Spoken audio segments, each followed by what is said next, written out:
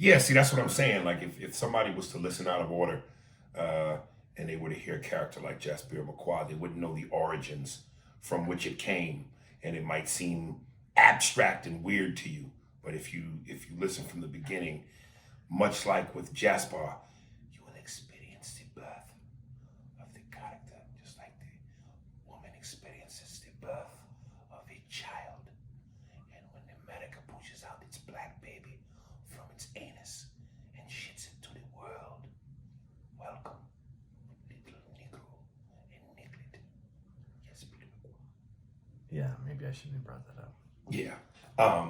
All right, let's get into some business. We are in Toledo, Ohio.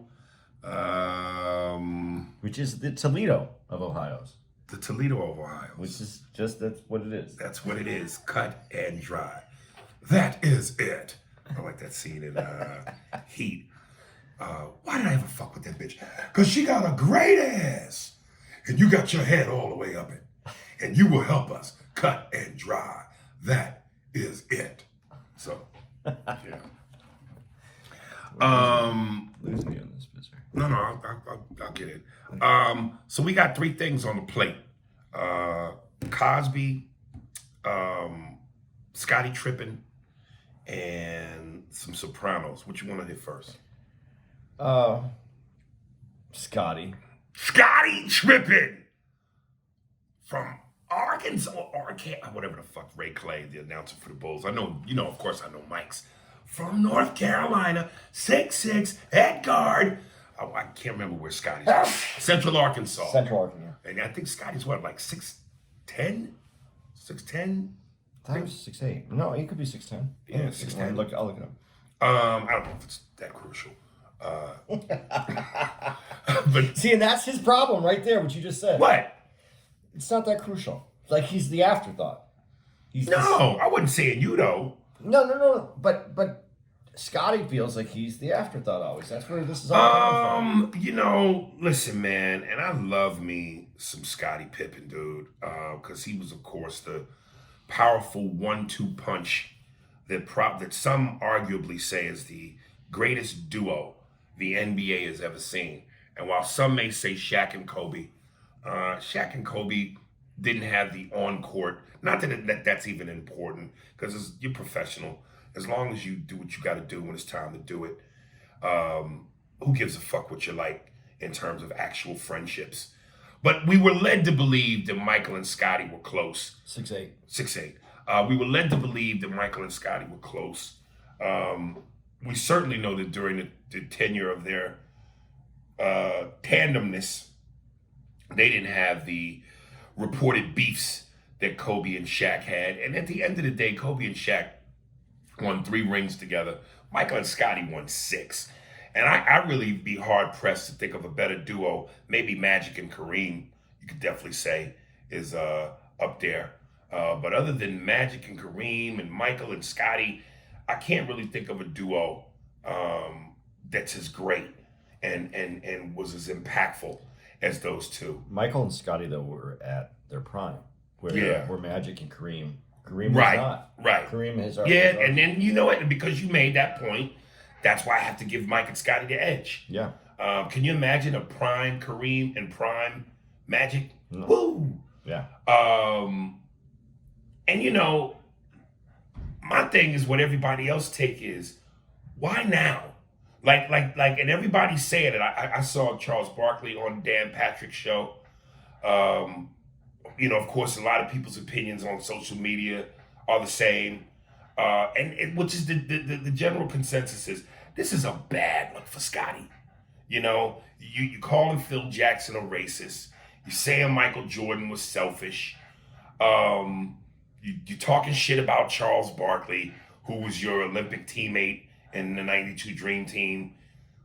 And it's like one thing, it's like you've harbored all this alleged bitterness for 30-something years, and now you're coming out with it. And it'd be one thing if you was like, okay, he came out with it just to come out with it.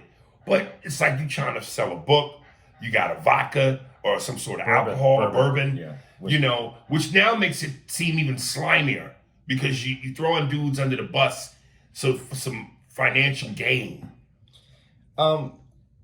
Jordan was selfish though. That one he didn't lie about. Jordan needed to be selfish. Okay, but I'm glad you said that though. Yeah. He needed to be. Yeah, it didn't just leave it at he's selfish. There has to be a selfishness if you're the greatest, there has to be a little bit of selfishness to you because you have to think you first when you're the greatest. Okay, but to be specific to Scottie's allegation, he said Michael was selfish because he left basketball to play baseball. He didn't have anything else to prove. He couldn't prove anything else to himself. That and the fact that Michael had said that it was a conversation he and his dad had before he was murdered and taken from him of him going to go play baseball. Okay, even with that conversation, do you think if his dad isn't murdered and his dad, is still alive that next season, do you think he leaves to go play baseball? Or do you think it's solely because of his dad's passing? No, I don't think it's solely. I think that added fuel to the fire. And in the last dance, I forget what reporter it was that was covering Mike, said that Mike even said to him before the passing of his father that he already wanted to go play baseball after winning championship 2. The only reason why he did championship 3 was because Magic and Bird had never won a 3-peat. So he wanted to be the first player amongst the trio of greats to win a 3-peat. And he had already committed to the Dream Team. So he said, look, man, if it wasn't for trying to outdo Magic and Larry from that statistical standpoint and my commitment to the Dream Team, I would have been playing baseball. So, no, this is something he said he wanted to do before his dad died. But his dad definitely helped push it and cement it in that direction. Okay. But everything that you just said there, and Scottie's point to saying that he was selfish because he left for that reason, it was solely for Michael. So and there's nothing wrong with that. No, and I get that. So, but you could understand though Scottie's point though. No, you don't think that he could say that he was selfish? No, he did that. No. If first of all he had already what's the word? He had already fulfilled his obligation to the Bulls. Right. So there's no selfishness there. Number 2, again, his dad passing, I shouldn't say passing, murdered, helped to cement that decision. Right. And listen, all bets are off when it comes to death. It's the one excuse, I've said this before on the podcast, it's the one excuse you could use where nobody questions you because you automatically turn into an asshole, an insensitive asshole. If you say to somebody, man, I didn't show up because I was sick, they can question that. Yeah. Were you really sick? You didn't seem sick. But the moment you say, yo, a death in the family, somebody died, all bets, all hands are off. So how can you say that it was selfish of him to do what he needed to do for his own peace of mind and for his own soul after the murder of his father? So I'm glad you said it's selfish to say he's selfish. Okay, so I'm glad you said it that way. And I hate to take this too far off what we're talking about. For Scottie to say that and you think that that was wrong, and for Jordan to leave for the reasons that he left, and in today's NBA, you move to another team because you can go play with another player and leave your team, your city, behind. Mm-hmm. And Scottie's comparing what Michael did as selfish compared to what's happening in the NBA today. Nah, he needs to get his head checked. Because what's happening today is selfish.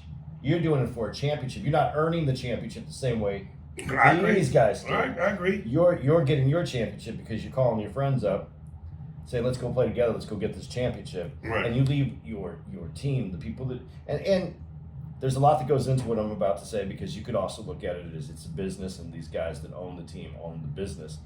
But you're leaving your city behind. Regardless of the business part, right. You're leaving your city. The people who embraced you, bought your jerseys, were excited you were drafted, were excited you were there. And Jordan left to go play baseball, not to go be removed and go to, you know what? I did everything I could do here. Let me see if I can take another team to the championship because that's the reason the Bulls got broken up is because the general manager wanted to see if he could take another team to beat. So what is selfish in this sport? Well, I'm to your point. I like how Phil Jackson said it on the what was it? And I've seen all of Michael Jordan specials to be seen. It was the one where Larry Fishburne was the narrator, and it was on IMAX. It was the big IMAX movie. I forget what it was called, but I remember one of the, I don't know if it was Jerry Krause or Reinsdorf, but one of them, I think it was Reinsdorf, said to Michael, okay, before you finalize this first retirement, you should talk to Phil. And I remember Phil said he talked to Mike, and in the special, he goes, you know, you're denying, I love how he put it, it was so almost poetic. You're denying great basketball lovers a chance to enjoy, I'm paraphrasing now, but you're allowing great basketball lovers the opportunity to see Michelangelo at work. But hey, your dad died, so I understand. And that was to both our points. You know, I totally get what you just said in terms of the fans, because Michael, like a Michelangelo, am I saying it right? Michelangelo or Michelangelo? I say it both ways, but it's Michael. Michelangelo, one of the greatest artists ever. To remove yourself from that sport, you're denying basketball lovers to see an artiste at work.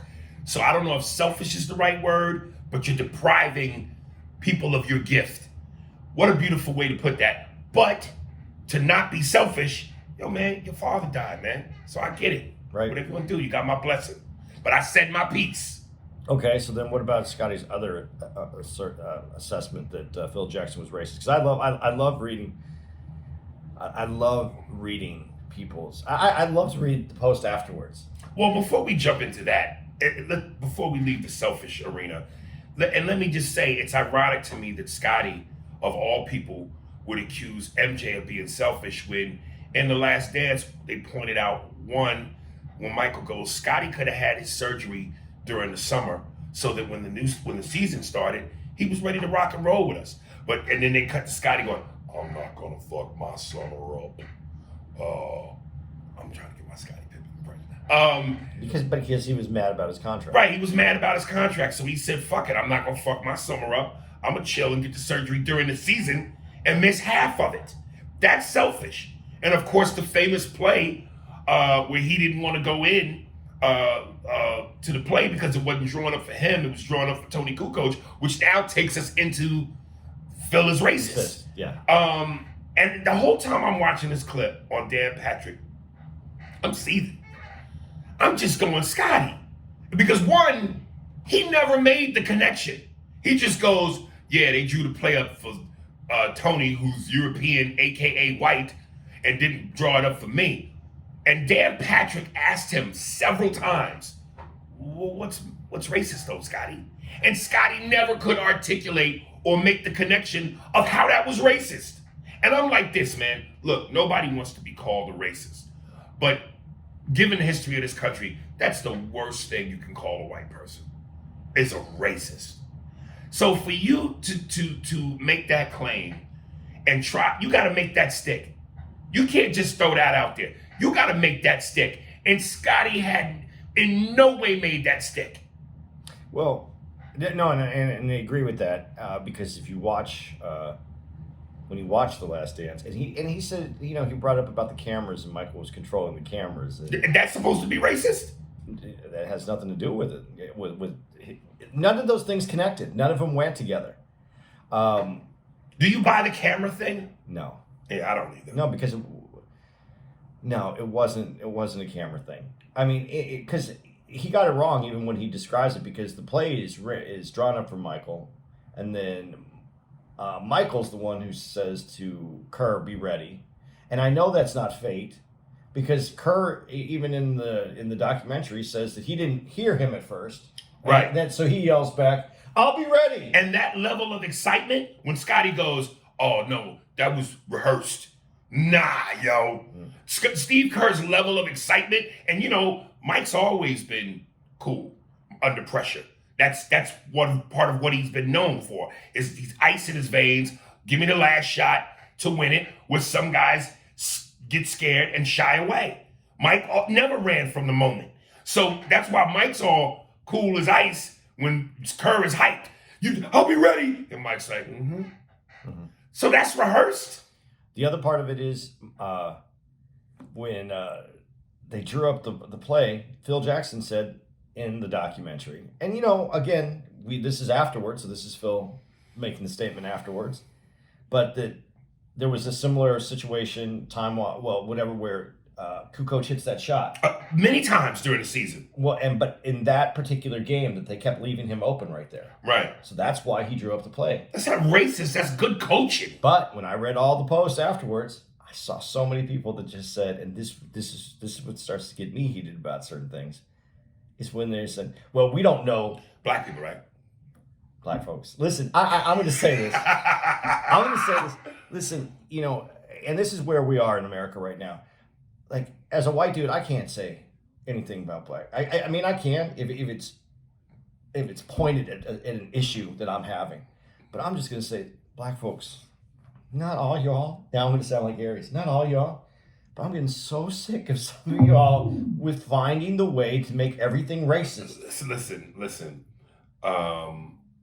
We have had many, and we continue to have many legit reasons. Many. To pull the race card. Many. I'm not denying that. But we also, like, and I don't think this is a color thing, people take advantage, and people overdo it. And people see things that aren't there. And there are times when I think black people reach with that race shit. And because I read those comments too. Man, you wasn't there. You don't know what's going on in the locker room. He could have a legit thing. And I would say to them, like I'm saying about Scottie, make it stick. Well, put it together for me. Who is all the other black players that are coming out and saying Phil Jackson was racist? Where's Kobe on that? Where's Shaq on that? Where's his teammates from the 70s? Who did he play with? The Knicks. I know the Knicks, but I'm trying to think of some of his teammates. Walt Frazier. Clyde Frazier? Clyde Frazier. Who else was well known on that team in black? Earl Pearl Monroe? Was he with them? I don't know. I don't remember. But any of them. And Phil's a hippie. Phil's a known hippie. The most no socks and shoes wearing, sitting Indian style in the park playing ukulele, tripping on acid hippie.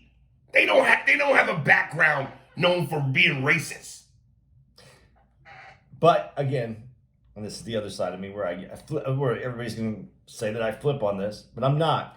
We don't know what Scottie went through with Phil. We don't know what Phil had said to him. That is true. But over the period of time and a great amount of interaction that Phil Jackson has had with the public and with multiple players, you would think that someone else would have said something way before 27 years. Hey, where there's smoke, there's fire. And I ain't seen no smoke. So where's the fire? And let me say, going back to the Kukoc thing, I get where Scottie was coming from in terms of, now Michael's gone. I'm looked at to be the man. I'm carrying the team. They had a great season that year. He's earned the right to the shot. Now, this is where, to me, that's his opinion. At the end of the day, and now listen, if this were a regular season game that didn't mean anything, maybe I'd be more inclined to give Scottie the nod. But remember, this was game 2 of the playoffs against the Knicks. They were already down 0-2. If they lose this game, they're down 0-3. They needed this win.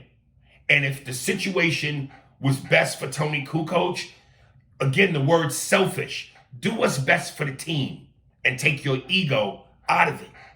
And listen, let's be honest. Even if Scottie takes the shot and they win the game, they still went on to lose the series. I don't see them beating. Well, and here's the thing, and I will admit to this: that bullshit call that was called against Scottie against Hubert Davis, they could have went to the finals without Jordan. I still don't think they win it. I still don't think they go all the way without Mike. But again, to this particular situation with that game, take your ego out of it, man. You're down 0-2, you need to win. If Phil thought Tony was the best guy for the job to secure the win, isn't that what's most important? I get that, but now let's go to feelings. Feelings are important. They are important. I know the game is important for what Phil Jackson's trying to accomplish, but the feeling is you have a player who's brought you this way. Don't lose that thought. I just want to say real quick. And to some of the comments, which is so fucking stupid because it's so fucking obvious. Yo, I bet you if Jordan was there, the play would have went to him. Well, duh. There wouldn't have been a question of it. Right. But to that point, before I even go any further, Jordan already... This is why Jordan's the best, and this is where Scottie Pippen has to get over this. Jordan already knows what's going to happen if he gets the ball. He already has picked out the worst outcome and is going to say, okay, Steve, be ready, because if they come down, right, I'm going to throw you the ball. Right. That's above what was happening with them drawing up the play for Jordan. That's above that. Right. So you're Scottie Pippen. It's your team. This shot is going to cement you as it is your team. And he draws it, and Phil draws it up for Kukoc. Yeah, there's a little bit of feelings in there, but do you still get in the game? Or if it was Jordan, would Jordan just say, Phil, that's not the play? No, I think that like you said, and between the great basketball minds that is Jordan and Phil, that's not that complicated. No, but Scottie could have said, Phil. If Mike was there? No, not if Mike was there. I'm talking about the way it's set up. Right. If Michael was there and right, it was drawn up that way, Michael would have said, Phil, no. Scottie could have went to Phil and said, listen, Phil, could we... I think that he could have put in input instead of just being a little, for all intents and purposes, just being a little bitch about it and just right, sitting on and saying, I'm not playing. Right. He could have went to Phil and said, Phil, I've earned the shot. Right. And if you do that and Phil still says no. What's the difference? His legacy from this. From listen, that moment. Listen, whether he took the shot or not, but even if the one shot that Kukoc takes and makes doesn't remove all of what Scottie has done. No, it doesn't. His legacy is cemented regardless. But now it's got a stain on it. It's almost like Scottie's a beautiful picture. And the picture is beautiful, painted by Michelangelo. But there's a shit stain in the corner. It's still a beautiful picture, but there's a shit stain in the corner. And there's a migraine headache in the corner. That too. And then there's also, for the Bulls' last championship, number 6, Scottie was basically on the floor for the whole game as a decoy because he had back problems. So this is why also when people go, and let me say, when they couldn't have won without each other, Mike admits that. He goes, every championship you saw me with, you saw Scottie Pippen, I was there alone. So they needed each other. But this narrative that somehow Scottie was equal to Mike, or we know he's not better, but equal to Mike, he's a little less than equal. Was Robin ever equal to Batman? No, but he was there. And when you look at Scottie with the migraine, they could have possibly beat Detroit in 1990. But the migraine fucked them up, so they didn't beat Detroit till 91.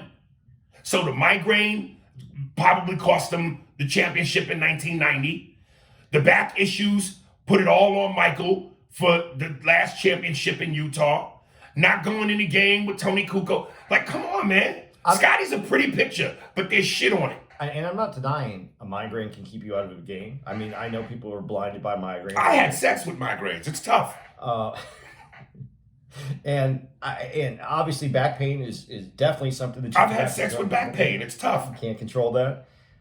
But when it comes down to legacy, and you're talking about... But I've never stayed out of a pussy situation. If the play was drawn up, and I forced myself into the pussy play. Go ahead. All that being said, though, when it comes down to legacy, and you say yes, you can be out because of a migraine. Yes, you can be out because of back pain. But how does legacy continue? The flu game. Check and mate, and the defense rests, Your Honor.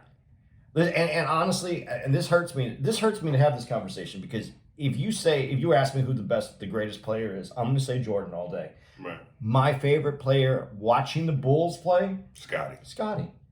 His game, he's a little bit bigger than mine.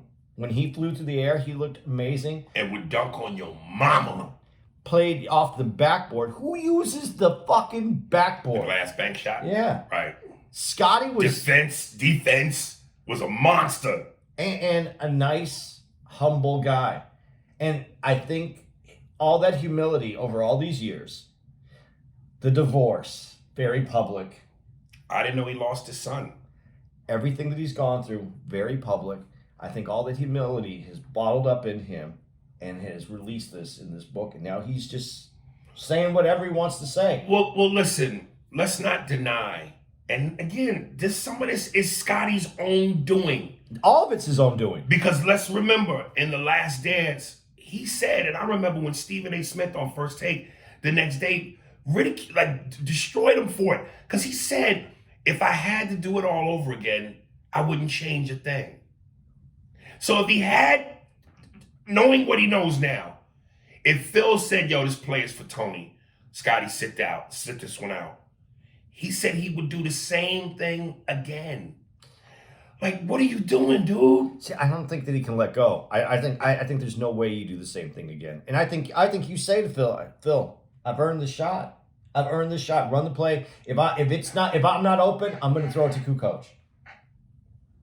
But there was no time to throw it to Kukoc. That was a catch and shoot. So then but he has earned it. That is the one thing I will say. Ultimately, you're saying you'd give him a shot. I think what he should have said in all of this is, I had earned that shot. Yeah, I set out. Yeah, I was a baby about it. No, I shouldn't have done it. But I had earned that shot. And that's the one thing no one can take away from me, is that I earned that shot and Phil gave it to someone else. Does that make him a racist? Hell no. But I earned this shot. That's the one thing he could stand on. Because when you talk about Michael did need Scottie. Scottie was there the whole time. No one was there. Kukoc was there for Scottie, but Kukoc wasn't that player that's why he was left open. Kukoc wasn't the player that Jordan was, and Scottie had to pick this team up and pull it all the way through. If I was Phil, I would have been like, after you said all that, I earned and blah, blah, blah. You're absolutely right. Now, move the fuck out the way, because this is for Kukoc. Do what's right for the team. But that would have been the conversation. Maybe Scottie doesn't sit on the bench. Maybe that changes his legacy. Maybe even Phil Jackson goes, you're right, Scottie, but look at this situation. Let's run my play. And maybe that changes everything. You know, something else I want to adhere to. Again, this notion that people have when they go, Scottie, Mike, same level. Let me remind y'all, again, if y'all paid attention to The Last Dance. And again, when I say, I'm not lying to you, and I'm not exaggerating when I say, I am a Michael Jordan Hewitt, nigga. I have several books. I've read books on Mike. The team. I'm serious. And I remember when Michael alluded to, and he even said this on Last Dance, but he basically said, look, Scottie is the type of player where if he knows he has wolves around him, he becomes a wolf. But until the wolves are around him, he's a little puppy. And Mike took Scottie under the wing. He put the dog in him. Scottie, to his own admission on The Last Dance, goes, Michael gave me that confidence. Because I needed that. It's like Mike was the alpha dog from jump. From jump. Scottie was, and Mike put that in him. I think it was Chris Broussard and Rob Parker, when they were talking about this, said, yo, Scottie's first year, I think it was he averaged 7 points. Second year, 12. By the third year, 18. Scottie had to grow into his nuts. Mike's nuts was already grown. From jump. A lot of people take time to get beat up to get that hardness that they need. He did get it, though, from Jordan, who arguably, and to me, it's not even an argument, who is the best player. Because of what you just said, because he had that extra, whatever that extra is, Jordan came with it. Dude, you could go to YouTube and just type in Michael Jordan fights. And it shows clip after clip after clip where Michael's damn near in fisticuff with niggas. Yo, Scottie got pushed around a lot, bullied. Scottie was never a tough guy like Mike. Matter of fact, one of my favorite clips is the one against the Knicks when they had Xavier McDaniel, who I swore came out of prison, was drafted out of prison. Because that motherfucker just had that nigga shit. And Xavier was pushing Scottie around like a rag doll. And Michael moves Scottie out the way, goes head to head with Xavier. And you look at his mouth. He mouths the words, "fuck you." And he said on Last Dance, I told Scottie, man, hey, I'll fight with you. Just fight. But when Jordan came into the league, and I know that Jordan was already at his air, he was already at air. He wasn't at his airness. He was at air. He was at air. He had a, now I'm going to forget his fucking name because this is what I do. They traded him to the Charles Oakley. He had Oakley, and Oakley, who was his protector, his protector, bruiser, yeah, who gave him a little bit of that. This is how you handle. I don't know that he gave it to him, but certain guys in the league, even though they're obviously pro basketball players and they're good at what they do, otherwise they wouldn't be in the league, but they fight just as good as they play basketball. You know, Michael, I don't know if he could really fight, but basketball was he was Michelangelo. Yeah. A lot of dudes ain't Michelangelo. Yeah, they paint, but they can knock a nigga through the painting when it's over. You know what I'm saying? Charles Barkley was more finessed and skilled than those guys, but Barkley was a fighter. Oakley was a fighter. Anthony Mason was a fighter. Xavier McDaniel was a fighter. That whole Knicks team in the 90s was prison niggas. Well, and it's funny that you said this, and listen, this is going to get us off the track a little bit, but almost all teams had a protector. Yeah, a muscle guy. And they don't have that in today's NBA. Nah. So, again, to the youth that listen to us and say, you don't know what we're talking about. Nah, it's not us that don't know what we're talking about. It's you. Watch those old games. You ever seen LeBron James throw hands? I remember when Chris Childs two-piece Kobe in the neck and throat, in the throat and chin. As I'm watching the finals right now, they're saying, well, this might be a flagrant. Right. It's like, what? Nah. Niggas from my era threw hands, nigga. Dude, you came down the lane. You knew you were going to get hit. That was just a fact. It wasn't a foul. Right. It was a fact. And if they wanted to hit you and take you down, they took you down, and then that was a foul. Right. That was a foul. Before we leave this topic, I gotta say, I made a joke about it, and I think somebody then made a better joke than me about it. You know, this new look that Scottie got with the afro and the spikes, and you know, his face has always been, his features have always been downward. He looks like the top of a totem pole. I'm sorry, he does. Nigga, I said, and I know you're not a gamer, so you might not get this, but I said he looks like the tiki mask from Crash Bandicoot. I actually don't. So, but somebody said a joke that to me was the best. They said from the movie The Cleveland Indians, the comedy, he looks like Jobu, that Sopranos would worship. Jobu.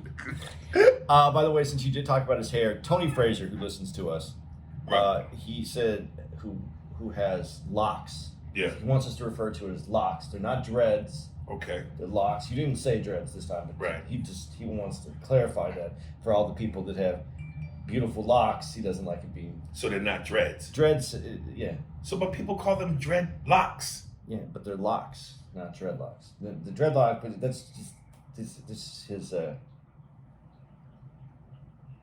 When you got the dreadlocks and you're in your hotel room, you put your foot on the air conditioner and let the cool breeze shoot through your nuts and up your back and in your ass crack all the way up to your locks. All right. There you go. So, I don't know if we got anywhere with him. So I think we did. You know, Scottie is on some wild shit right now. He's, like Barkley said, he's burning bridges.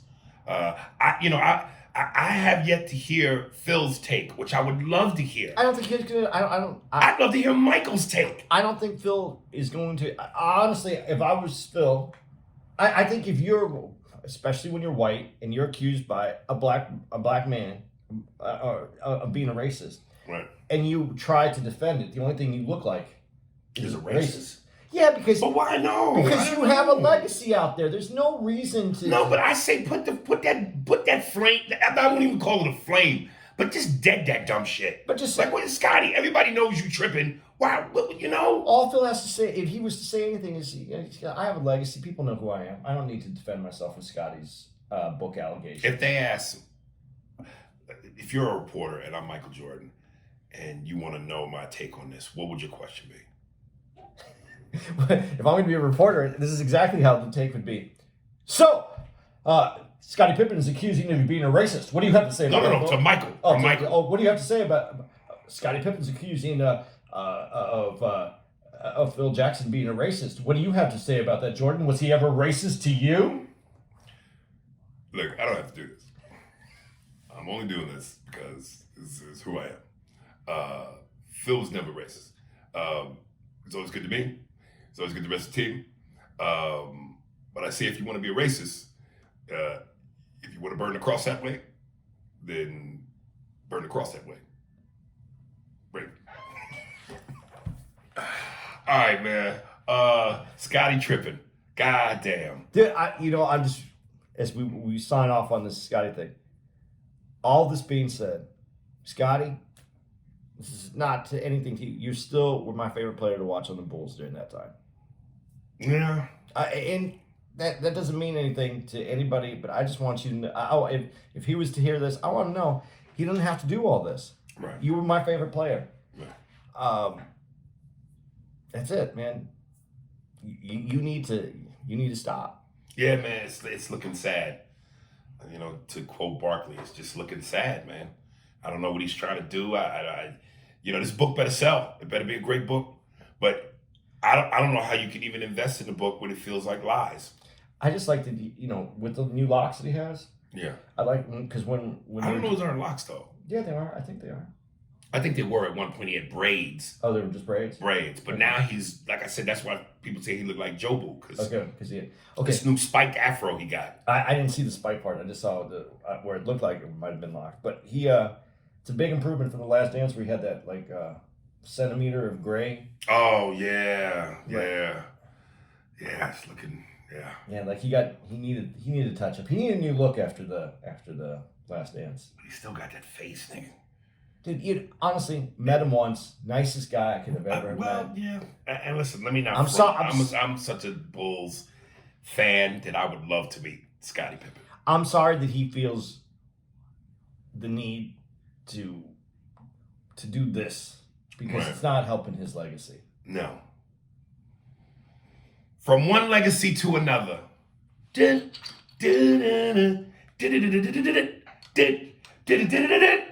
is the best celebrated music I've ever heard. He's free. Cosby's free, baby. Incidentally, to our Patreon listeners and our Twitter followers, Spearsburg Pod on Twitter, Spearsburg Pod on Patreon. I'm going to post an old skit I did back when the Cosby thing was first brewing called The Cosby Tapes. Nice little skit where, long story short, in conjunction with the FBI and Bill's accusers, they phone tap some of his alleged accusers' phone lines because Cosby was calling them with sexual phone calls and being creepy. So I'm gonna post that. I posted it on my Instagram too. A lot of good feedback. But again, a lot of people upset when you fuck with the cause. You know what I mean? Some people are upset about it, man. In both ways. Disgusting how this rapist is being let go. Or, don't fuck with him, man. He was innocent in the first place. Your thoughts? Oh, you're gonna start it there and then throw me under the bus on it. No, I'm just throwing you the hot potato.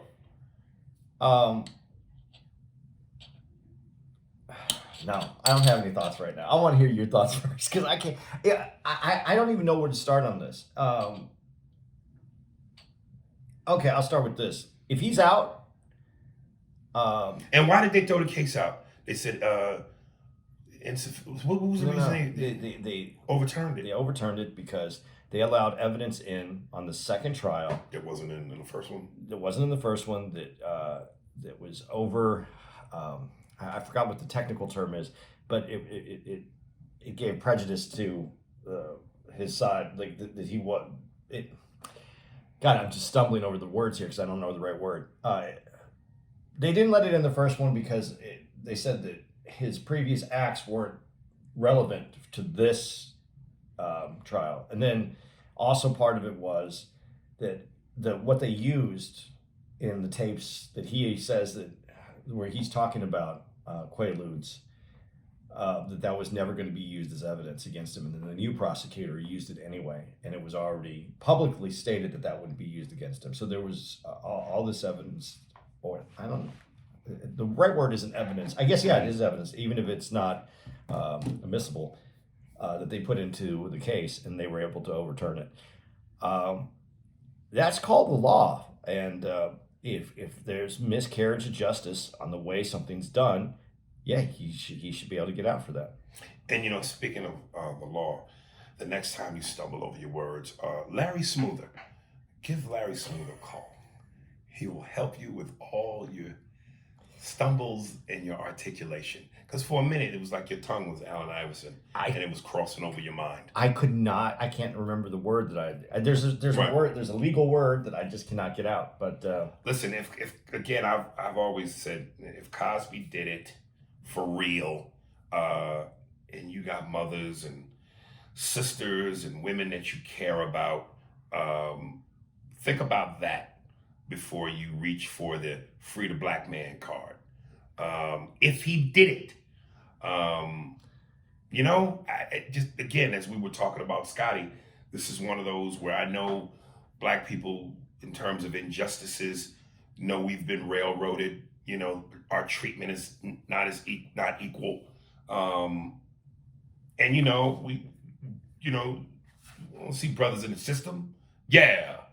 But again, let's put some of that aside and deal with the reality. There are motherfuckers who do fucked up, heinous shit. Just because you're famous don't mean you're incapable of doing fucked up shit. And if he did it, think about the women in your life first before you just go, free the black man. You know what I'm saying? he has a lot of accusers. Yes. That's one of the issues. But with our society the way it is, and this is going to sound wrong no matter how I put this, but I'm going to put it out there the only way that I know how to say it. 50 years ago, 40 years ago, things in Hollywood were going on that people know were not correct, but they were acceptable. I'm not condoning that, but if that's what was acceptable, and now we're in a new place in the world and a new place in life, and we're doing things in a different way, to go reach back all the way back there, I don't know if that was acceptable, if that wasn't where they would take that to a legal place. I don't know how you go all the way back. Now, if he's doing this, just a few years ago where this case came up, that's a different story. It's within that time period. But listen, man, there's a thing called the casting couch in Hollywood. Everybody knew what that was. Yeah, this is a weird time for black people. Just a weird area. Paul Mooney dead, DMX dead, Bill Cosby free. Some weird shit going on with black people right now. But I think that you take away the casting, make sure there is no such thing as a casting couch. Make sure that people are treated fairly, equitably, whether male, female, whatever. But to reach back into time to try to change what was considered. Yeah, to be honest with you, I don't ever think, truthfully, things like the casting couch go away. They just get renamed, and they don't get talked about. Wink, wink. They're hush. Because anytime you deal with money, power, fame, and opportunity, people want in. And people with power that can let you in don't let you in for free. So if you're gonna call it the casting couch, you already setting yourself up for trouble. So I don't know what they call it now. I don't know what it is now, But I know things like that don't go away because life is hard. And when you're staring millions of dollars or an opportunity that can give you millions of dollars in fame and fortune and change your life, that's better than the lotto because, you know, lotto is luck. There's Hollywood, I don't want to use the word luck because I think Arnold Schwarzenegger coined this phrase about something about when luck is when preparation meets opportunity. So it's a little bit better than the lotto, but it ain't far off. But nonetheless, people are desperate. People want to change their lives. And when you're dealing with something like Hollywood that can definitely do that quickly, you're going to do what you got to do, man. Some people are going to do what they got to do.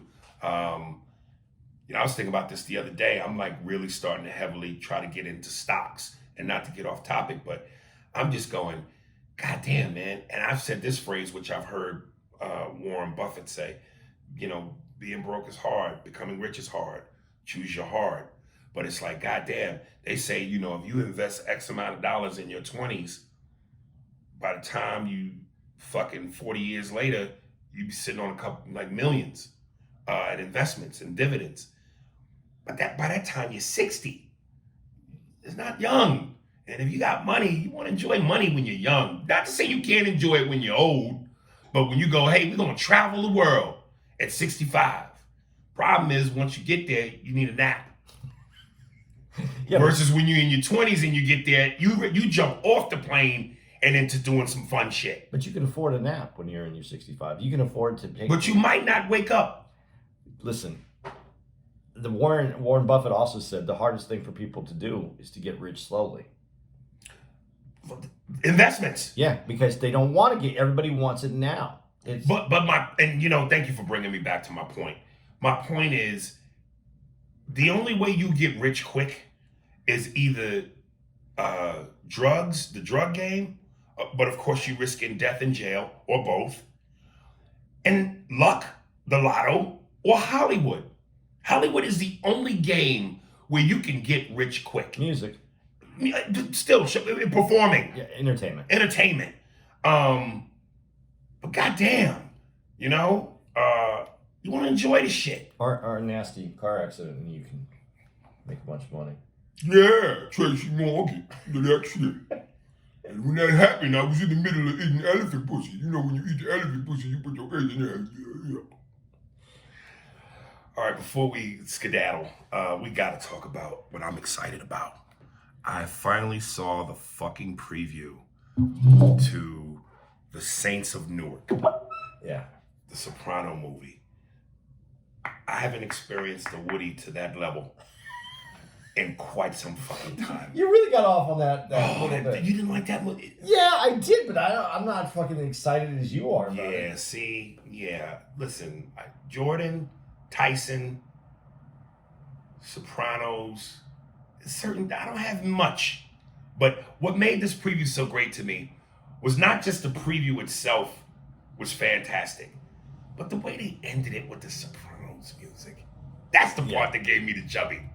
But you do realize, and I just wanted to throw this out, Power Book 3 is coming out. Oh, I don't fuck with Power no more. But no, I'm just saying, it's the origin of dude.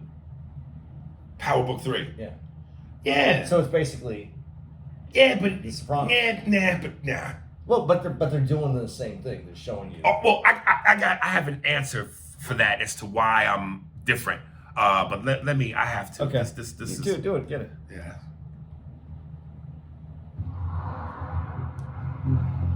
When I was a kid, guys like me were brought up to follow codes. Hey, jerk off. What'd you say? What? Antonio Soprano. I wonder if I can talk to you alone for a moment, Mrs. Soprano.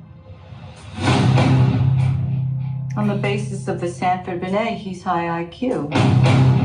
You can't prove it by me. He's got a D+ average. Oh, He doesn't apply himself, but he is smart. The results tell us he's a leader.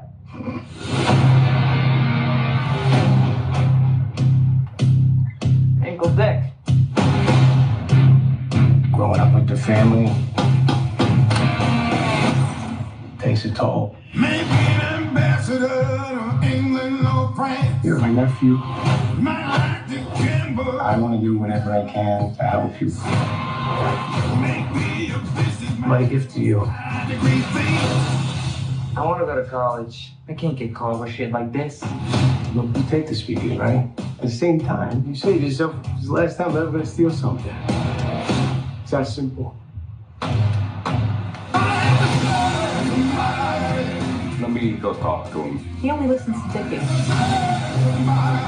Gotta do something about Dickie Malasani. Maybe some of the things you do aren't God's favorite. You lead by example. We'll make the right decision. This kid's got what it takes.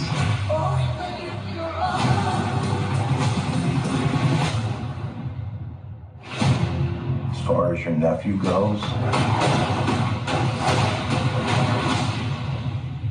I'm listening. stay out of his life.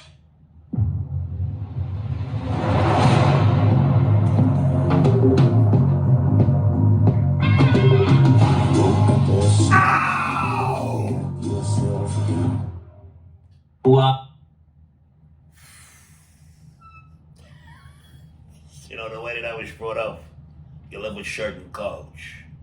Come on. Now to go back to your statement. The power book, here's my thing. We know that's somebody trying to portray, what's my man, Ghost. This is James Gandolfini's real son. Yeah, I know that. Playing his dad's role. That alone has me going, I'm licking my chops. Because this is either going to go real good or real bad. Because we've said often, most times, siblings of famous parents don't pan out. And very rarely do they not only not pan out, but in even more seldom cases are better than. Michael Douglas. Michael Douglas.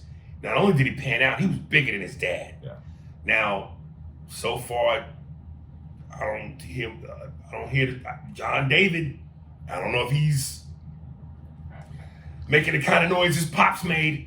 I know he's still early in his career, but like Jordan, his pops was a juggernaut from the gate. Rain Pryor tried to do stand-up. A couple of Richard's sons tried to. Layla Ali, champion that she was a female. It wasn't like men boxing. It's a hard mountain to climb. She was the top of her side. Yeah, yes, but it was still women's boxing. And as far as now I can't remember, guys. Prior. No, before this. Denzel's son. Yeah, Denzel's son. Dude, I'm telling you, I know that I always forgot things before, and if you watch DL spoke about the COVID fog, it is a fucking bitch, man. Because you reach in there, and there's sometimes I don't remember like spoon. So it gets. But anyway, Denzel son, John David. John, dude, you're talking about eclipsing someone who is the top of that ladder. So right. Even that he's on the ladder and he's doing well, that's pretty good. You're judging him by someone who's on the top of the ladder. You're not judging him by an actor. You're talking about one of the best actors. I wouldn't want to be judged any less than. No, but you can't hold him to that at the beginning of his career. Hey man, when you got the goods, it happens. He's dude, I'm telling you, if you ever saw him in Ballers, fucking he's But and that's such a hell of a role. Those are big. I wish there was not shoes. I wish there was something Italian, like instead of big shoes to fill. Yeah. Like, that's a lot of gabagooldy.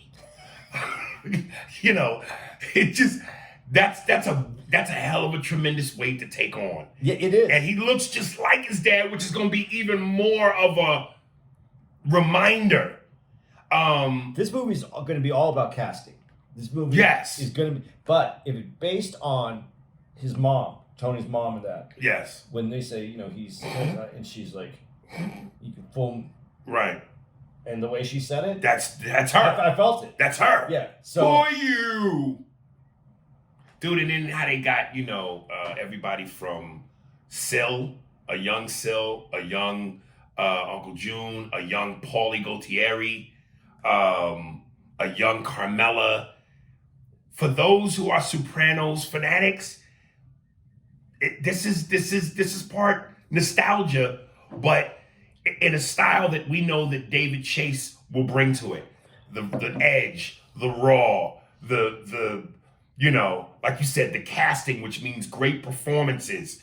And the look, they have to sell the look. They have to sell the whole thing. Yeah, this could be, if done right, up there with the upper echelon of when you talk about mob movies. This could be a Godfather.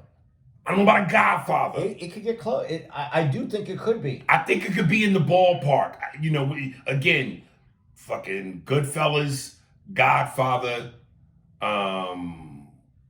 Casino. This is the creme de la creme of mob movies. This could be up there if done right. If done right. It's a tough challenge because, like you just said, not only is the casting important to get the look right, but then you have to have a great actor. So they have two things that it's hard enough to find a great actor. Well, we know as far as I'm concerned, the looks are sold from what I see in the preview. We've got the looks. But now they have to bring the acting. And here's what worries me.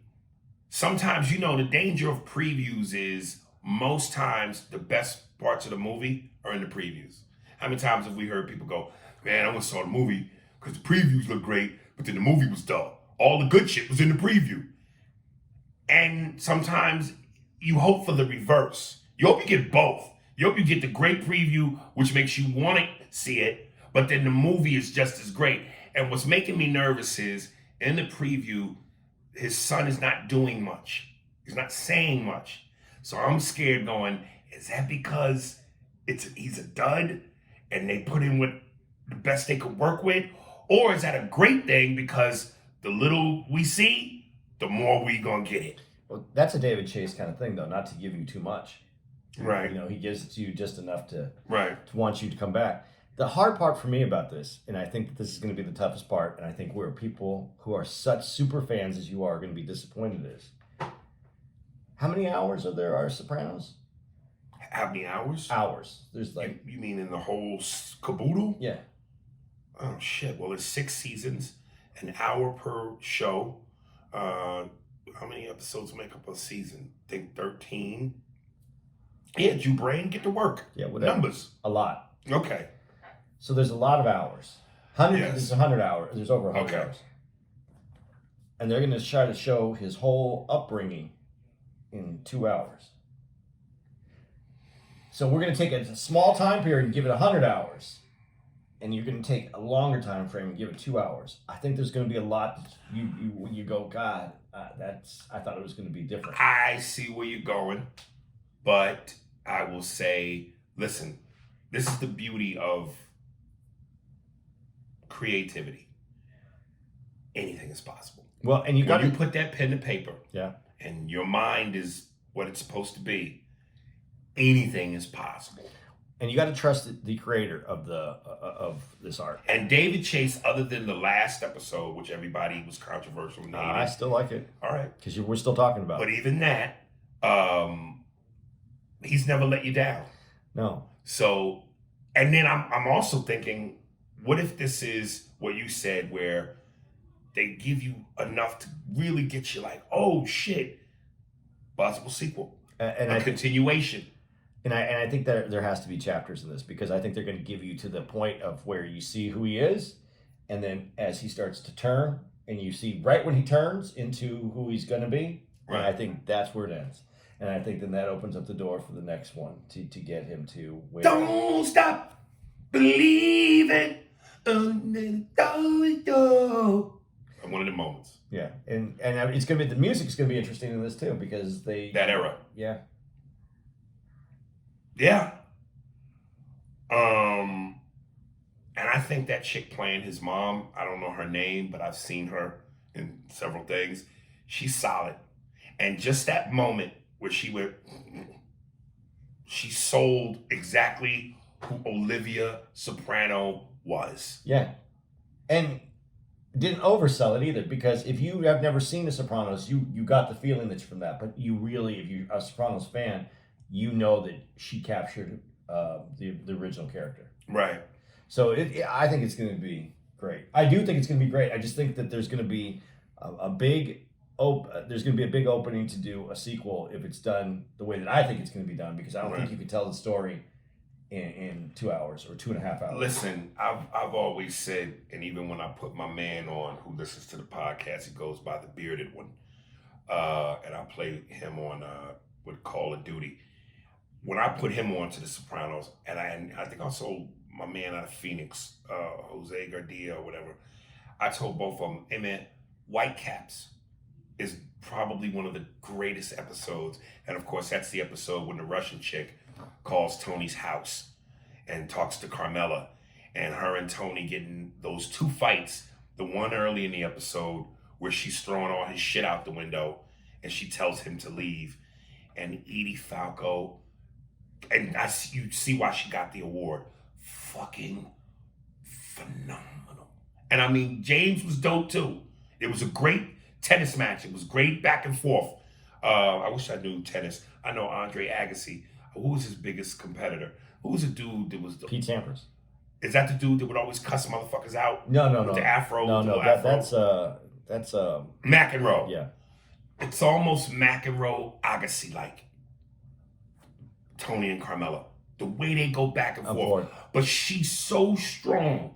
And this is how you know she's magnificent. She eclipses Tony in that performance. But he's right fucking there. And I mean, you feel her. And then, of course, the fight at the end when she confesses to Tony about Furio. And she says to him, I would be dreaming about him and fantasizing every single time he came over. And when he opened the door and I let him in and we talked, and then you would come down the stairs. And for a minute, I felt terminally ill. And that moment where Tony charges her and he punches he looks like he's gonna hit her and she moves, but then he punches holes in the wall. He talked to you, oh, poor you. He made me feel like I mattered. As a human being, you just go, those are my parents. Or that's been me. You talk about making people feel past the performance and go, that's life. That fight was so goddamn real. Can I tell you something, Tony? Don't pretend like I got a choice. And then you what about the other thousands of pigs you stuck your dick in? Were you friends with them too? You fucking hypocrite. Oh, goodness. The reason that she's such a great actress, though, to me, in this, when you watch it, you break it down, God, she's so good. She was just as much of a criminal as Tony was, but you always just saw her as the housewife, as Tony's wife. But she knows where the money's come. She's taking the money. And she's felt bad about it at times. But you never see her as the criminal. Right. And that's that edge that you have to play where you still are liked as the mom and not seen as the criminal. And I don't think you ever really see her as the criminal. You see her as someone who's conflicted, but you never see her as a criminal. Yes. There was that one time where she slept with AJ's teacher, Mr. Wegler, and he eventually tells her that he thinks that she used her pussy to use him to get AJ a better position in school. And he basically is dumping her because of it. And then she's pissed, of course, and before she leaves, she turns to him and goes, you better watch your step. So there was that one moment where, and you knew she was never going to make good on it. She was never going to tell Tony because Tony would have killed him. Right. But she wanted him to know, since he knew who her husband was, motherfucker, watch his step. So, Yeah. Well, she had to make sure that he stayed quiet though too.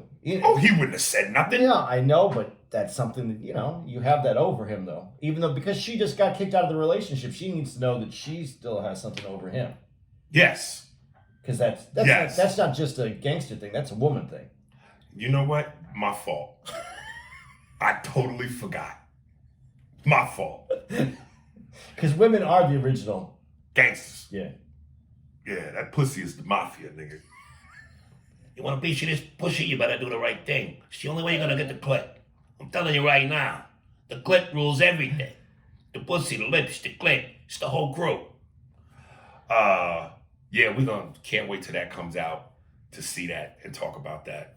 And break that down and dissect that.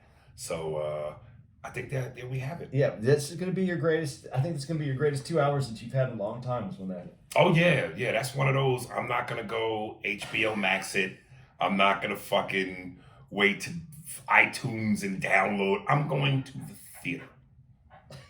I'm going to the theater and I'm gonna have gabagool around my neck. I'm gonna make a gabagool necklace, nigga, and eat my popcorn and chew off my own necklace. You should go as Tony Soprano. I'm here to see the fucking movie. The movie I'm in right here. I'm gonna pay for the fucking tickets. Show Christopher. Take this guy around back. Get all the tickets we need. You, Caliendo, a bunch of guys that just do. You guys should just go to the theater together. Yeah. And just start doing gangster voices. Yeah. It'd be kind of funny to watch you guys. Frank will do his Robert De Niro. Hey, Bobby, what do you think about this movie? La la la la la la. That's la la la la. Hey, Al, you digging this? Oh boy, this is good. I need some more popcorn, but I want the real butter, not that oily shit. Hoo-ha. Can you get Craig Gass to go with you guys? Yeah, he could do his Christopher Walken. Somebody in the movie gets killed that shouldn't have got killed. Why? Why'd he die? He should have lived, you know. I don't understand his death. Was it necessary? Did he have to go out that way? Yeah. God, I was into a better walking. Dude, it's gonna be, that would be fun, man. You guys, it would be. I wish that they would do shit like that. That would be a way to get people to go to the movies. Just have a bunch of. It would just. That would not sell it, but it would just be so fun if like, television was there filming you guys do some shit like that. That would be so much fun. All right, man, we're out. Yeah. Oh, we're gonna be in Des Moines on the 23rd. Okay. 23rd through 23rd, 24th. I think we're just there 2 days. Okay. And that's not next week, because next week I got a one-nighter in Indianapolis at a theater. So we won't be together, but we'll be together, you know? Let me see. Okay. Anthony's song promo, Anthony Mitchell. Instagram is ACRES93. Twitter is at TellJulian, TellJulian, and Julian-BN2 intro. That's it. Enjoy. See y'all.